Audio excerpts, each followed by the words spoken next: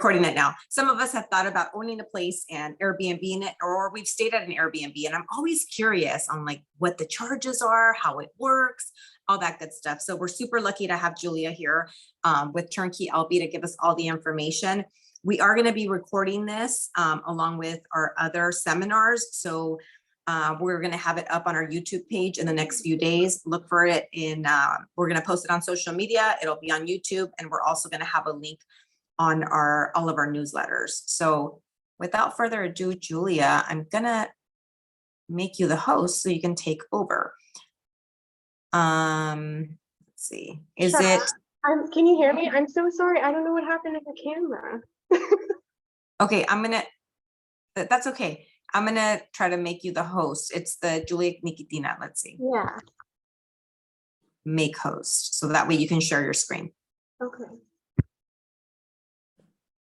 All right. So you're gonna be sharing your screen. So we're gonna really be listening to your voice more than anything and looking at the slides. Okay. Oh, look at that. There we go.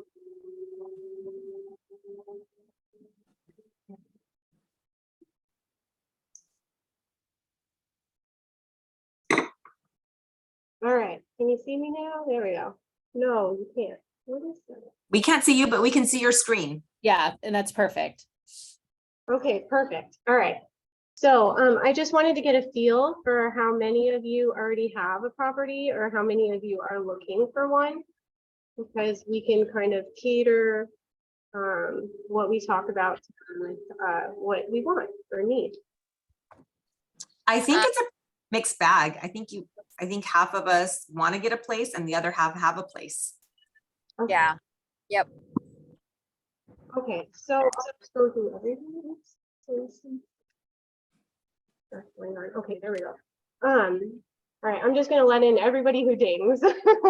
Okay, so I am just gonna start at the very beginning. So there's a lot of stuff to go through. I'm sure a lot of you have heard about that easy Airbnb money. The reality is that it's not that easy, but it is very profitable, so it's true. If you can set yourself up correctly and run your business well, there's a lot to be gained for it. There is currently kind of a reputation going around for these different platforms that there's a lot of scams and bad hosts. So I feel like it's in our best interest to not have these platforms have these bad reputations and to try to teach everybody to be as successful as possible so we can all succeed. So I've broken it down into these parts. There's a lot of stuff. I'm going to go fast, but if you have any questions, just stick them in the chat and we can address them. Okay, an STR is short for short-term rental. It's any property that rents for 30 days or less. That's a pretty legal definition, and it's very successful. The industry is booming. There were 300 million bookings made last year on Airbnb, which was 55% more than the year before that, which was also more than the year before that. These 300 million bookings generated $5.9 billion in revenue, which was also a 73% year-over-year increase. In the last earnings report, Airbnb said that they were going to focus on bringing new hosts onto the platform and making it easier for them. So they're doing this because there's a lot of demand and there's a lot of profit. With any new business venture, starting a short-term rental is difficult and it can be kind of expensive if you make mistakes. But if you're aware of what you need to know and prepared for the pitfalls and the potential to burn out, then these things won't affect you and you'll be at the top of your market. So who am I to be telling you all of that? So my husband, my partner, and I were architects. We started out in the corporate architecture world. We designed a lot of well-known hotels and casinos, restaurants, retail spaces. I specifically have a lot of permitting and expediting experience. After 12 years of doing that, I moved over to the owner's side and represented developers in LA and Santa Monica. And 10 years ago, while we were doing this, we started hosting as a side gig. About 4 years ago, I went off 100% full-time designing and managing our rentals. and we've done a lot of cool projects in that time. Right now, we're currently working on a new project in Joshua Tree, and most of the pictures in my presentation tonight were of our properties, and they're taken by us and used for our guidebooks. We are super hosts, we're premier hosts, we're all around awesome. So in general, we kind of know what we're talking about. So the first place I usually start, like for example, when I was researching Joshua Tree for our property now, is that I look into the city, state, county, and zoning jurisdictions. I do all of these checks every single time I look at somewhere new, and I do it usually monthly once I zero in on an area, because unfortunately the laws and regulations change quite often. So this can easily, obviously, be the most overwhelming part because there's a lot of moving pieces, and you have to really understand legalities and code language. But if you put in the legwork, you have a legal vacation rental, which is becoming more rare and more valuable in this market. So I'll tell you a little bit more about how amazing having a permit can be later.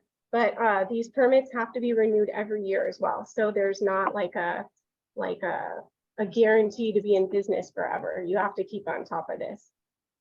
Okay, so I cannot stress this enough. Check your upcoming legislation. A lot of areas actually have regulation now, and I prefer those. I'm wary of areas that do not have any regulations at all, because it can be really dangerous when they do actually implement a law. For example, I really like San Diego, and I've really wanted to invest there for a long time. In 2021, San Diego was the highest earning city in the US for Airbnb. But I didn't go there because up until recently, San Diego has no restrictions for short-term rentals. Now they've passed a law where they're going to limit the number of Airbnbs to 1% of the housing stock for the entire city. And they're going to award the permits to the rentals by lottery. So there's no guarantee that anyone will have them on December 1st. So we avoid this type of situation by being selective about where we invest. We pick areas that are already vacation destinations. They have low annual occupancies. They have existing permits, procedures, and checks in place. If those change, sometimes you can be grandfathered in. So even though there are tight restrictions, you still are compliant and can continue carrying on business for years. Hawaii is also notoriously tight on their restrictions. I know somebody who got their short-term rental permit like back in 2006. Yeah, and he's been grandfathered in forever, and it's almost impossible to get a permit out there now. I can't imagine how good he is, like with no competition in the foreseeable future. If I was him, I would never sell that house. Okay, so, all right, so how do you host? There's a lot of ways to begin hosting. All require a property or access to one. I'm really only going to address permitted structures in this presentation. There's a lot of cities that are cracking down on unpermitted structures, airstreams, glamping tents, super tiny houses. All those things are not under a permit of most cities, and so they're starting to deregulate and outlaw those. But anyway, so the hosting types that are permitted structures. You can host a room. A lot of people start this when they're younger. They have roommates in college and they go into hosting rooms in their house. It's a really simple transition. Some people host their whole home. You can inherit a furnished home. You can move in together and create blended family. You can downsize, or you could be selling and waiting out the market. Whatever the reason, there's a lot of people who join and do short-term temporarily or long-term just because of the situation that they're in. A lot of people do their vacation homes. I think this is probably the easiest because the traditional lending is still there. You get some use out of it. You know the area, you go to the house, you check back regularly. You're familiar with the people who work and live in the neighborhood. It gives you the most access to the property. For investment properties, they're a little bit higher cost. Financing gets a little bit harder. It's harder to maintain excellent reviews because a lot of the reputation of the reviews is based on personal touch and double checking things. And finally, there's arbitrage, which is when you rent from somebody else and then finish the unit in order to short term it. Sometimes this is a major renovation, sometimes it's just furniture. Sometimes you pay less than market rate and fix up their house. Sometimes you pay more and it's a nicer property. There's a lot of different ways you could do that. It sounds like it's cheap and quick way to get started, but I don't know anybody who's done this successfully. And we've been offered it a few times and the numbers never really worked out for us. And also like we are builders too. So the investment for us is in the sweat equity too. So we haven't done a lot of that. So you have your property types. And then I would say that when you analyze your base costs, you should make sure you include your property taxes, especially if you're going out of state. I've been kind of shy to do that. I know the last presentation was all about out of state, so that was really helpful. But for me, it's been so tempting to go out of state and buy a huge house for half the cost of the California rate. But as you can see, if you spend $400,000 in Illinois, your tax bill annually will be 10 grand. So just keep that in mind, that you need to understand that that's an expense that you're gonna have to cover.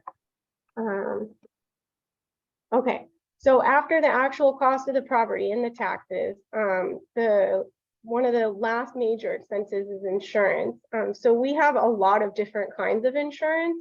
I have a different insurance agent for each of my properties just because they're in very specific regions that not every agent can sell. Like for example, the mountain region with the fire, a person who is an agent for farmers in LA cannot sell fire insurance on the mountain to me because they're not licensed to do it.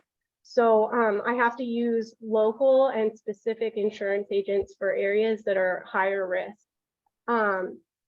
And let's see, the higher risk areas are obviously more expensive. So you should call a local insurance agent in an area that you're looking at and ask them what the pitfalls and general numbers look like.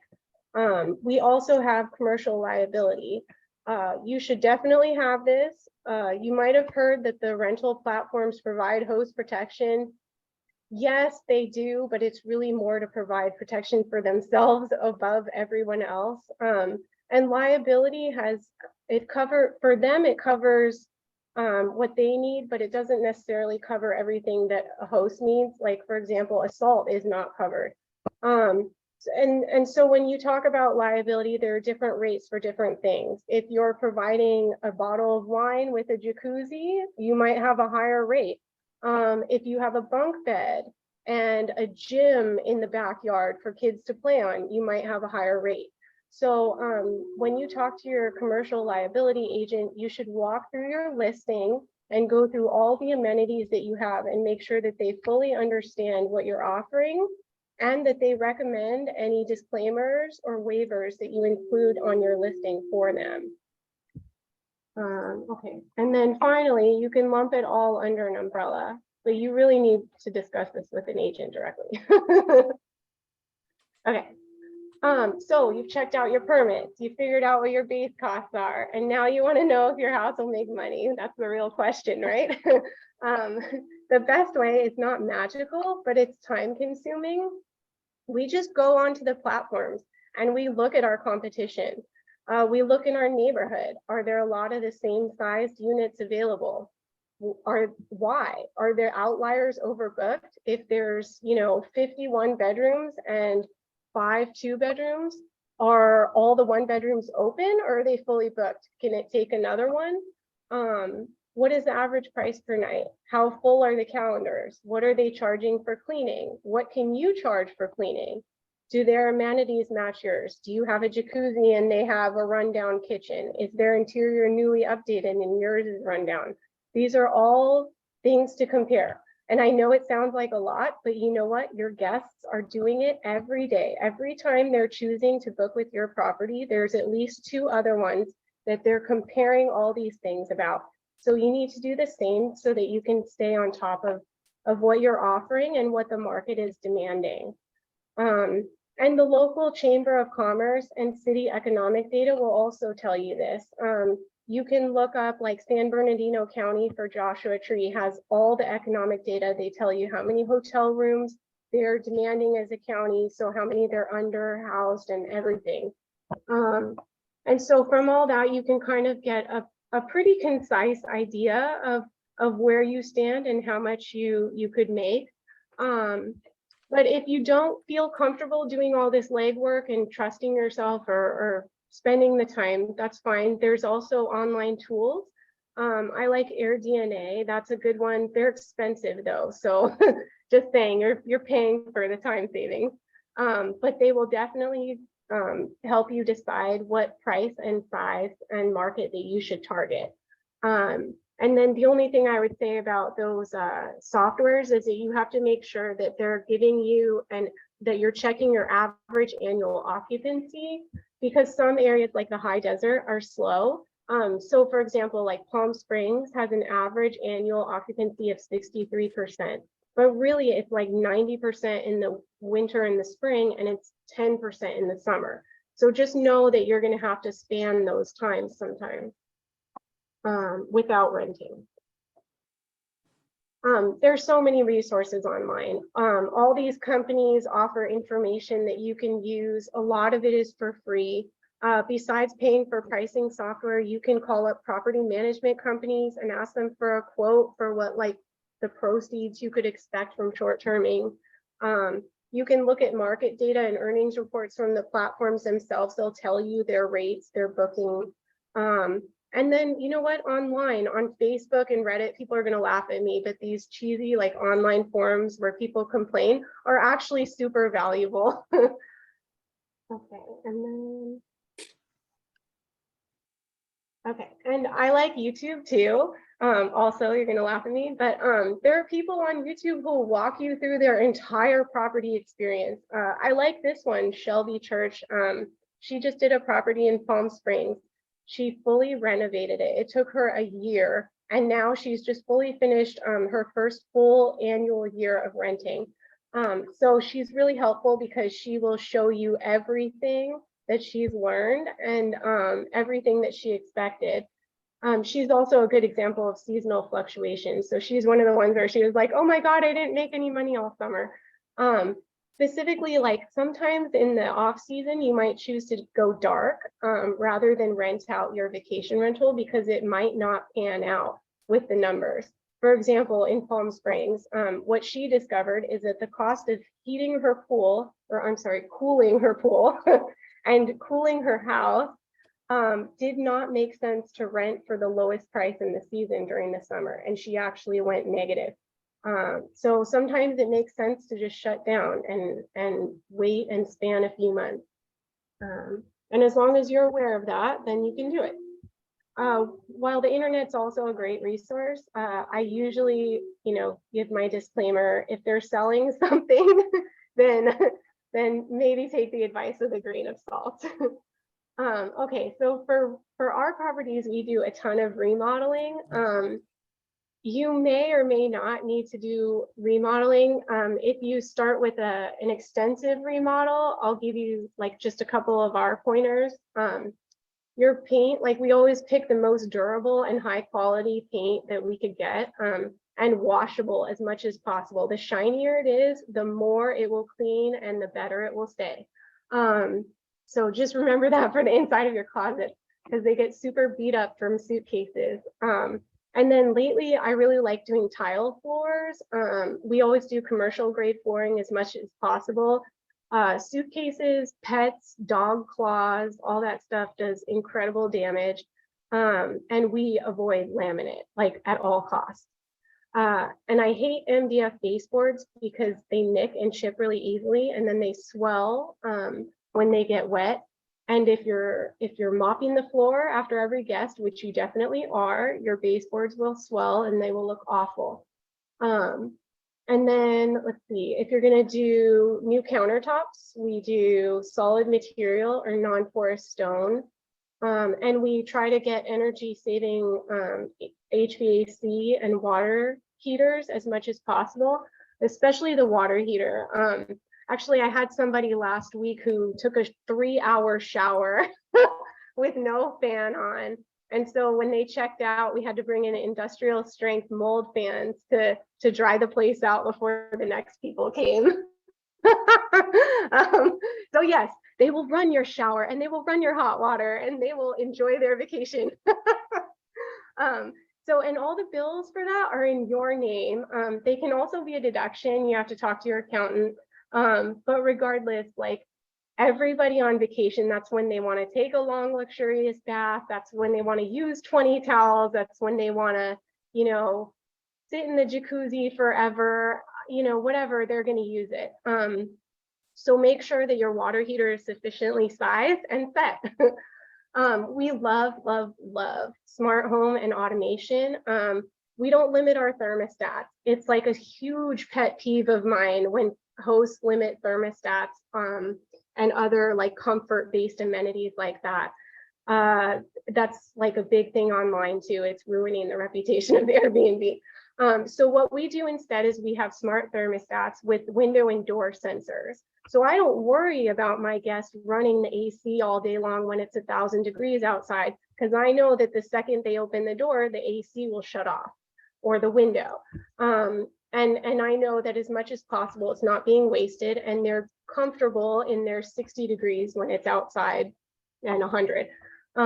We also use combination front door locks that are programmed to the guest's last 4 digits of their cell phone number. And then we also have a backup lockbox with a key just in case, God forbid, the Wi-Fi go down, the lock battery dies, whatever, you know, lightning strikes it, you never know. Be prepared for anything. So even if you're not doing a major remodel, like we just discussed, most homes do need a few basic things to help you get up and running smoothly and make your life easier. So there's a few things that we do right away everywhere. All of our liquids are in refillable dispensers, and all of our stock for that is the same across the properties.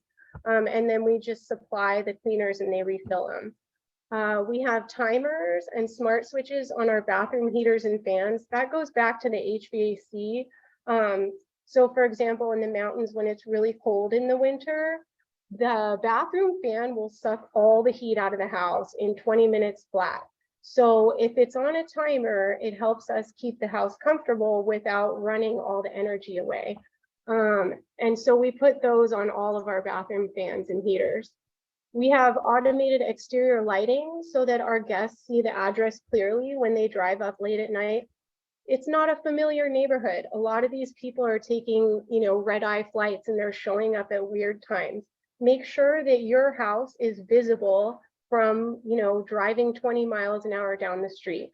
Our entry path is lit up. Our porch light is on. It comes on every night at dusk. This is one of my favorite tricks, is the lighting. It's your first impression for your guests. It's a big deal. Everything looks beautiful when they come in. And then on top of that, I see a lot of new hosts having issues where their guests are staying out late and chatting past like quiet hours and their neighbors are complaining. So there's products that you can go and buy for like $300 that are like noise monitoring things that will send you a text when they're too loud. However, we have all our decorative and accent lights on a timer that's automated. So exactly at quiet time, our decorative lights, excuse me, all of our decorative lights go out. And it's in all of our guidebooks. It's in all of our listings. So the guests know it's nothing personal. It's a great way to remind people to shut it down, but without actually doing anything.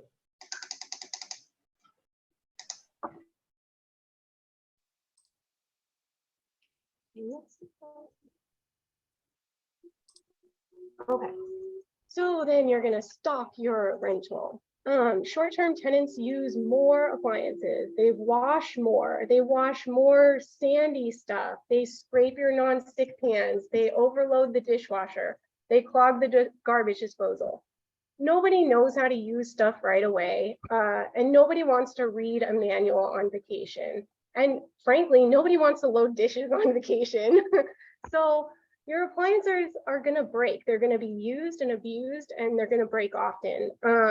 It's very common that a repair for appliances ends up taking longer and being the same cost as buying new. So it's our experience that it's faster to just order one off the floor from Best Buy or whatever and have it installed.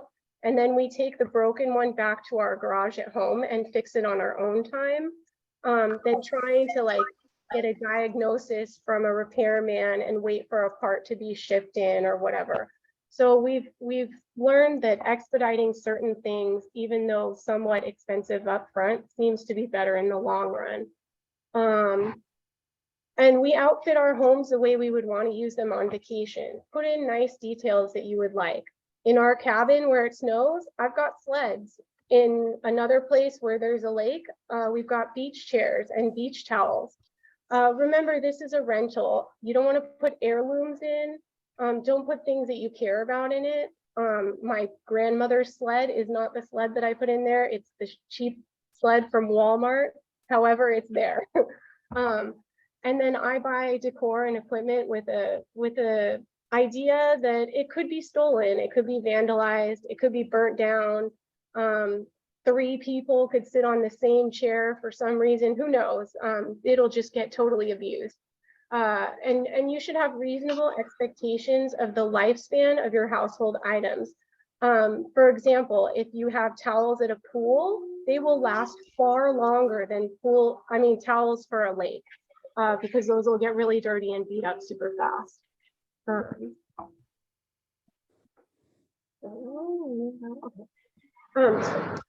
So now you're going to write your listing. Someone once told me a long time ago, and I did not believe them at the time, that you can rent almost anything online if you tell people exactly what it is and there's no surprises. Now, after 10 years, I think that's absolutely true. Don't stress about your pictures being perfect. Your blinds don't need to be closed because the view isn't perfect. In fact, you should show that the view is not perfect. Take a lot of photos of everything.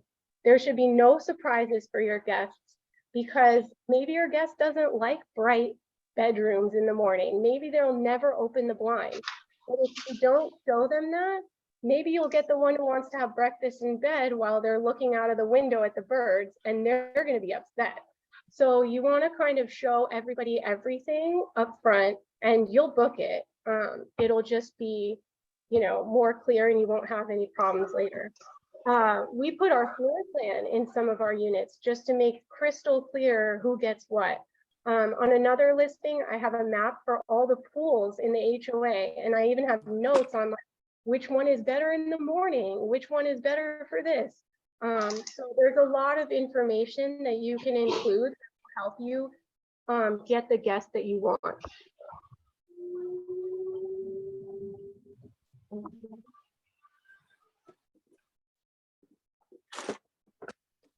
Okay.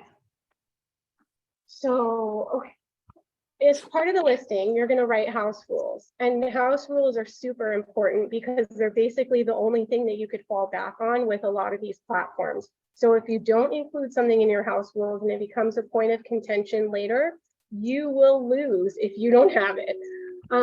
So it's important to make sure that your rules are not too long as well. They need to be clear and concise because the guests get to browse these as they're looking at your listing. And they will run away screaming if you have anything crazy. I've seen some super crazy stuff, like if you leave me a bad review, I'll charge you $100 a day for every day that it's up there. And I'm shocked that that place books anything. But when you, let's see. So yeah, and then this goes back to the insurance for the liability. You want to walk through your broker, everything that you have in your listing, and make sure you include any waivers that they want you to. Okay, so when you make your listing, there's a place to make a guidebook. Spend some time and make a really good detailed guidebook. It should include your check-in and check-out policies, your house rule, how to use your home's amenities, Area information, local highlights, safety, tell them where the local hospital is. If you allow pets, tell them where the local vet is, especially the 24-hour emergency one. Put a printed copy of this digital guidebook along with any local books, pamphlets, advertisements, whatever, for the area that you may have. These on the screen are clips from different guidebooks that we have. I put in, like I have the walking path around the lake in a map that they could take. I have local restaurants. We have the fire department for the cabin and other stuff, even parking. Okay, so. So you have everything ready. You wrote in your listing, you're ready to roll. What can you expect? Well, now you're a property manager. I've been woken up at 2 a.m. to help someone check in, and the same day had 6 a.m. texts asking about pickleball. The goal is to have everything run smoothly, but you can't force people to read check-in instructions, and you'll have to cover when your cleaner overbooks you, and things will break, and people will fight, and neighbors will complain, and you'll have to negotiate all of that while being polite and somewhat magically detached. I really like this description of a property manager from the state of California.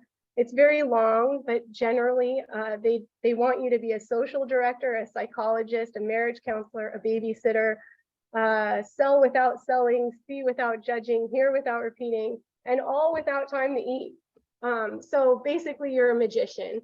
And just remember that you want to make yourself a well-paid magician. All right, so, and you will be a magician of hiring because you're going to be hiring cleaners or you're cleaning yourself. And just remember you will be cleaning because it's the most critical part of this business, and there will be sick days, there will be accidents, there will be other issues, and you will end up having to cover. So what I do is I make a checklist and I work with our cleaners a few times before I turn them off on their own. We have a laminated thing that we just check off every little thing as we go through the house. A turnover, which is the term for cleaning and short-term rentals, is not the same as housekeeping. When you get a quote from a cleaner, make sure you specify that it's for a short-term rental turnover. It's way more work than a moving out cleaning as well, because there's still items in the unit. You cannot trust your guests to put away clean dishes. They still have to check the dishes in the cupboards. Disposables need to be purchased and replenished. You can order supplies on a schedule for various items, but somebody still needs to restock it. Carpets, curtains, and upholstery needs to be cleaned at least annually at the bare minimum. Our places all get a pre-season refresh from top to bottom. Even if they haven't been used for a month, they get fully cleaned before the season starts. Make sure in general that you schedule and leave enough time for cleaning between guests. We have a large house that takes a long time to clean, and I have trouble doing same-day turnovers, which means that a guest leaves and another guest comes in the same day. So make sure that you work with your cleaner to communicate what they can and can't do so you don't overbook and get angry guests. Breakages are very common. People drink on vacation, they take a wine glass, they get tipsy, they spill, whatever. The wear and tear is much higher than a long-term rental. People want to have special events, they want to cook big dinners, they want to invite over friends, they're celebrating things, they're using everything. Unclaimed breakages need to be accounted for and replaced by somebody. Usually it's not the cleaner who does this, but sometimes you can get a cleaner who will do this, and they're basically professionals at it. But it's really hard to go hunt down guests and try to charge somebody for one item at a time and paying a person to go out and replace one wine glass. So I recommend that you take a number that you're willing to absorb per breakage and you divide it over a few guests, and then you add it to your cost of doing business. And if anything breaks under that threshold, you just let it go because you know it's under the amount that's already covered. And that will put your mind at ease too. I know a lot of people when they're renting out a place short-term. It's their home. They're emotionally attached to it. They don't like to see any damage. But if you have a threshold, it can kind of cut off that emotional factor for the littler things. My most commonly broken thing is wine glasses. I buy them in bulk. They're less than $1. Every single time somebody tells me, I'm so sorry I broke a wine glass, and I say, it's fine, I don't care, whatever, we'll replace it. They give me a 5-star review. They're so happy. It's like the cheapest 5-star ever. And it's just because I'm in a position where I'm able to be gracious. And you know, they love that. Okay, so on top of your regular bookkeeping and annual income, you will be subjected to a nightly tax that's similar to a hotel. The vacation industry now has fairly standardized taxes. They do vary by area, and the collection method varies as well too. So some counties like, cities like Long Beach, they collect automatically. But then there's other areas like Palm Springs that is subject to a transit occupancy tax, and that's collected manually. So I have to send that in and calculate it every month. So just keep in mind that that's another thing that you're gonna have to spend some time on or pay an accountant to take care of. So then there's some cool tricks. Isn't that what you're all here for? So as a new host, you are unfortunately the most vulnerable. One bad review can cut your rating in half, and Airbnb specifically will boot you off their platform if they don't like your ratings. You won't be put higher in the results if you have low ratings. So and getting a first review will get more guests, and a lot of people won't stay in a place that's not reviewed. So your initial onboarding is quite difficult. However, there are some tools that you can arm yourself with to make it a little bit easier. An experienced host will not bend the rules for a review. Excuse me. Neither should a new host. Don't bend your rules, especially the new ones. They're always going to ask you.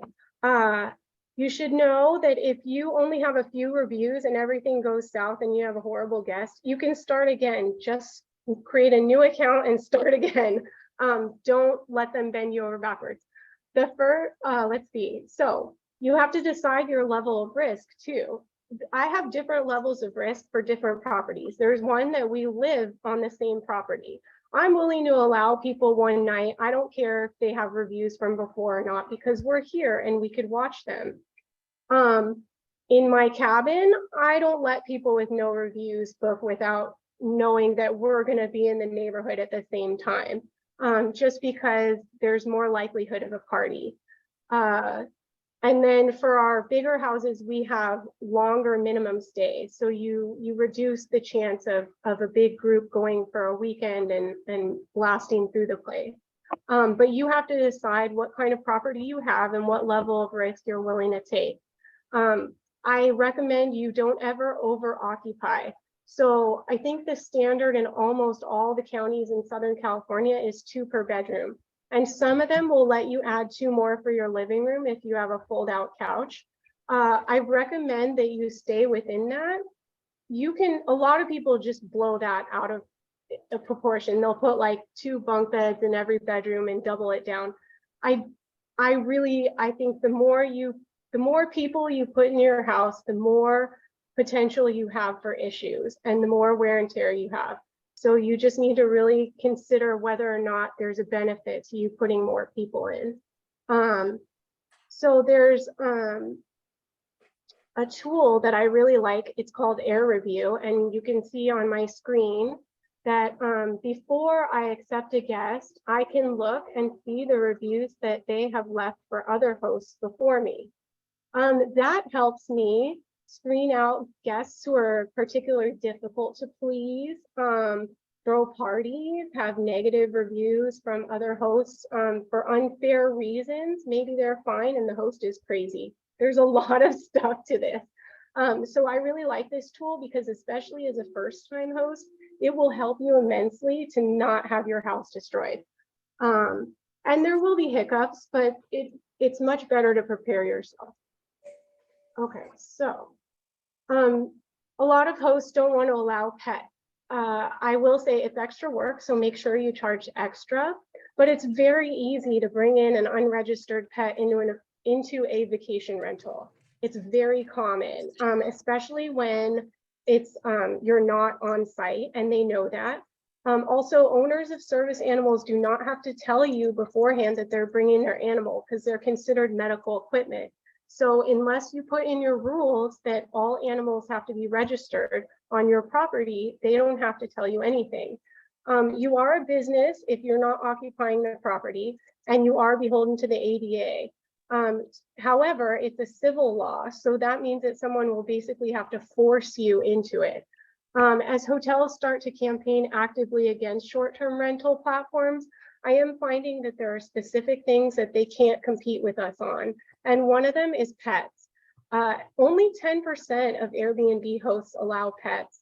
And imagine cutting your competition by 90%. So as you could probably guess, we allow pets. There are a few generalizations that I would stay away from in the beginning as a new host. Although I will say that we get a lot of these types, but like I said, I'm willing to be a little riskier with some of mine.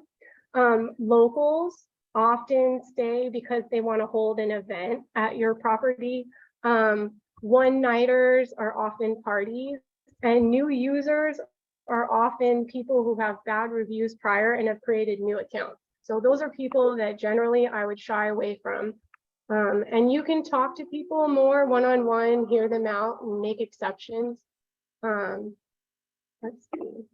And that's you'll just get a feel for that as you go. So other common issues are neighborhood complaints. I will say that my neighbors are my biggest ally. I love them. They'll call me up and they'll tell me, hey, are you supposed to have 8 people in your cabin right now? No, I am not. I am up there kicking them out right now. Thank you very much, neighbor. So you should be honest and upfront with them when you start. They might not like it, and that's okay, but you want to hear why they don't like it because you want to address their concerns. So for example, if they're an early riser that has a long commute and gets up at 6 a.m. and does not want to be kept up all night from people outside on the back deck, then you should endeavor to attract hikers and young families and people that go to bed early. These people pay the same rate that a loud, noisy bachelor party will pay. However, your neighbor will not complain and they won't put you out of business. Another common pitfall is that a guest wants to cancel or get a refund outside of our cancellation policy. We offer to refund any nights that we rebook, but we don't change our policy. We always stick to it. And that way, nobody can ever say like I made any exceptions or I played favorites. There's no, racism or any of that. It's always the same policy. That's it. And then a little bit of fluctuation for the nights rebooked. And then discounts. I hate discounts. People ask for discounts all the time. I noticed that when we get somebody who asks for a discount up front, they're usually not happy. So I stopped doing discounts in general.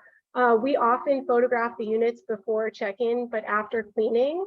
And we require anybody who has an issue photograph that thing in the issue when they ask for some kind of help or a discount. This photography thing helps screen unreasonable requests. So for example, I had somebody who sent me a message one time and they said, we have a giant wasp nest on the patio and we can't enjoy the poolside patio. And I was like, okay, sure, I'll send somebody out. Can you send me a picture so I could help them locate it? That thing was probably smaller than a penny. So that really helped because then the guy was on the app with the picture and he couldn't really say that it was like this huge deal. And we got it taken care of. And then the only time, I'm sorry. We don't allow any changes outside of our free cancellation window as well, because in some of the platforms, when you approve a change, it resets their entire cancellation window. So I've had people who ask to cancel and then later ask for a date change. And when you change the date, then they cancel for free. So now we don't change dates unless they're outside of that window. And then the final thing I will say is everybody will tell you not to do off-platform bookings, and you should not unless you're having someone stay for longer than 28 days. I know it's 30. A tenant in California is 30 days. We stay a little bit off because it's 30 days and I think it's like 29 nights. So we stay a little bit back, and that gives us some of the protections in California. But as soon as we're hitting 29 or more, then I'm taking them off platform and I'm having them sign a full long-term tenant lease, because that protects both the tenant and myself in California. Okay, and then finally, once you're rolling, we use a lot of automation in our communication as well. I have so many emails, it's like embarrassing. I use automated programs to send at least 4 messages for every booking. So they get a booking confirmation, they get a booking confirmation, a check-in information, welcome message, and then check out. Some of them have additional messages for things like street cleaning, you got to move your car. And that's usually what I do for automation. That's like my bare minimum. And then on top of that, I like to reach out to them individually. If they say, we're coming for an anniversary or whatever, I'll say, happy anniversary. Wow, that's a really long time being together. Congratulations, something like that. However, I don't think I've ever responded to a review online. I try to avoid that. If you want to see some real entertainment, you should read some Airbnb host responses. But I do read them, and you should too. You should read all your reviews, because even when they're super offensive and annoying, which they will be because you'll be taking it personally for sure, it's still rewarding and it's a very good feedback. I think one of the best parts of this business is that you get this immediate feedback and immense happiness and joy in life. We get to meet people from all over the world. We make our own schedule, our own lifestyle. Part of our business is to go out and explore new places and have fun and eat out and go see what's around town. If you do it well, you're going to make amazing memories. Other people are going to get engaged at your place. They're going to have birthdays. It's tons of fun. And they're constantly telling you what a good job you're doing. You know, like to have somebody say that, oh, it was so perfect. I loved it. I danced to the music that you put on, you know, whatever. It's a really amazing business. I totally understand why everybody wants to do it. And that's basically it. Wow, that was awesome. That is so much information. Julia, thank you so much. I know we have some questions, so let's see. Julia, that was absolutely astounding. I think that you kind of hit it where who knew there was, I mean, just like anything, right? How much detail we could get into to running a successful business. And obviously it shows why you and Dimitri have been successful, is because I don't think there is like one thing that both of you did not consider and put forth, but that's a lot of work. I think that's a lot more than anybody would think of. I think when people think Airbnb, it's the opposite of just buying the property. Oh, it's by the beach and people are going to love it. And so there's no other thought beyond that. And they think it's just going to be a slam dunk. But you know, I think this is a lot of great information. You know what, for me also, like the eye-opening aspect is it sounds like a full-time job. So I personally wouldn't want to do it. So thank you, Julia, for taking this on. So let's talk about your business, because now with Turnkey LB, is this something like, let's say one of us or one of our clients are thinking about going down the Airbnb route, is that something that you'd be willing to take on and help with? Yeah, definitely. I mean, we've started doing that now, and I mean, we've developed a system. So I think operationally, it's a little bit easier for us now. Every single place that we start up gets easier with time. but yeah, I just really love doing it. And I think that whether you do it for, like I said, if you do it for a short amount of time just to cover like some life moment or whatever, or you do it for longer, like me, you get into it and you just do it for life. It's got a ton of benefits and it's a ton of fun. And it's hard, but it's very rewarding. Yeah. No, I think it's awesome. I think our people that are online now or that we're going to be sharing this with are definitely going to be reaching out to you, because it's just like, for myself, I can't even imagine like taking this on, like, and you actually were doing this while you had a full-time job. So I think it's, I mean, who knew all the things that you had to think of?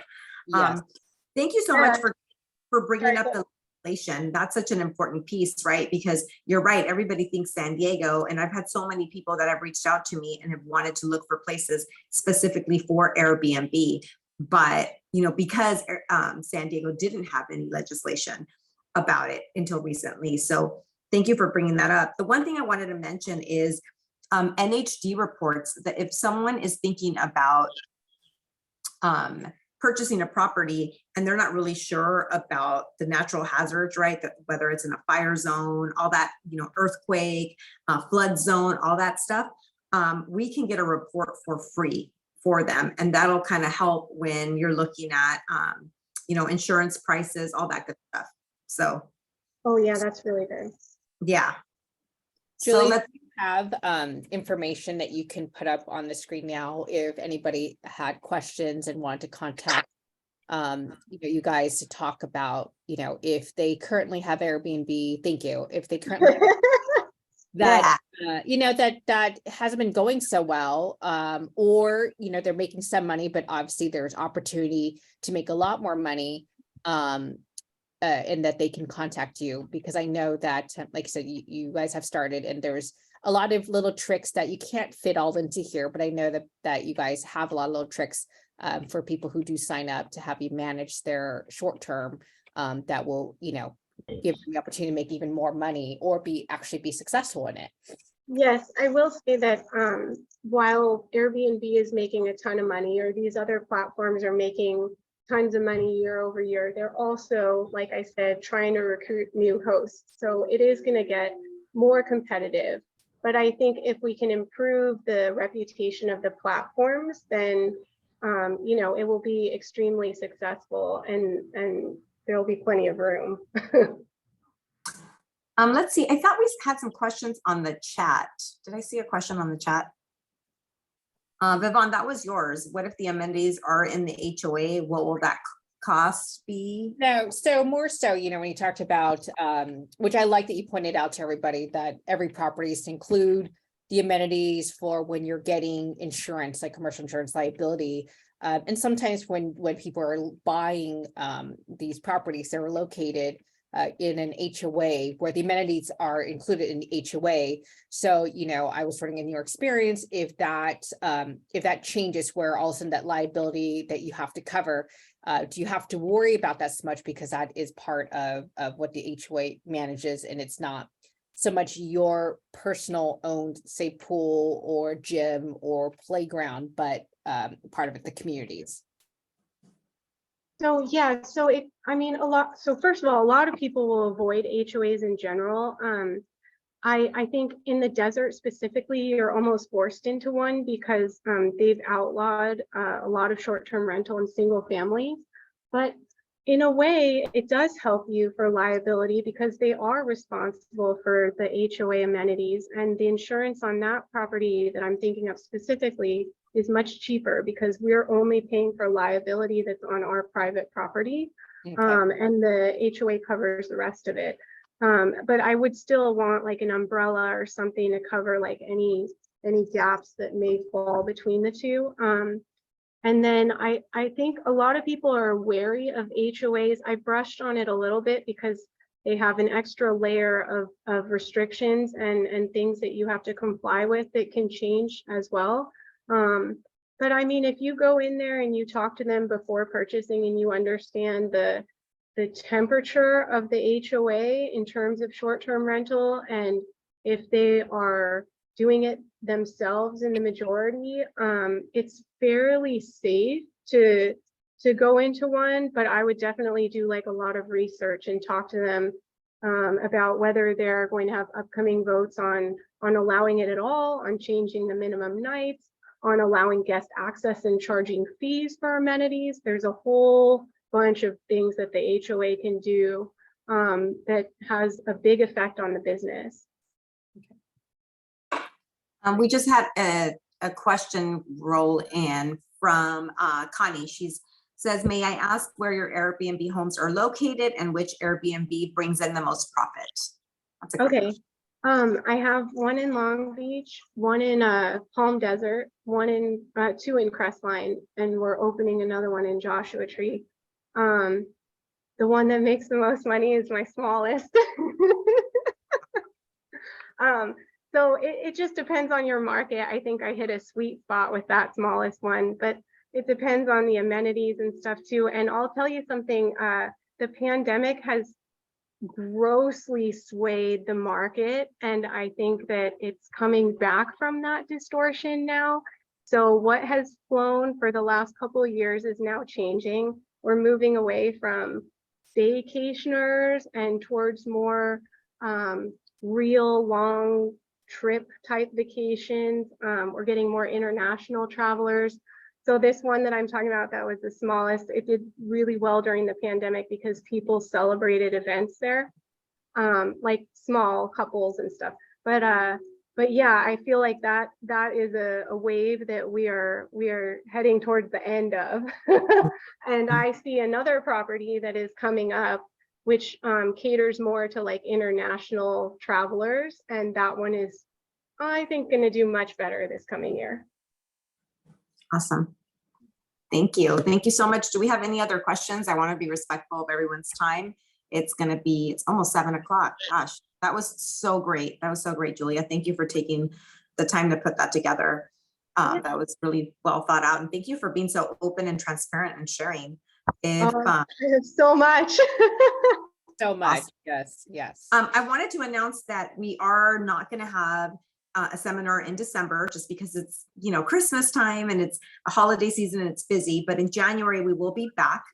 And we're going to have an insurance agent to chat with us, which it's going to be a good topic because we're going to talk about short-term rentals as well. Not only insurance for your home, but also, investment property, rental insurance, short-term insurance, all of that good stuff. So that's going to be January. So look out for that. We'll get, you'll get an email, Fred or myself, Vivon or Tammy inviting you.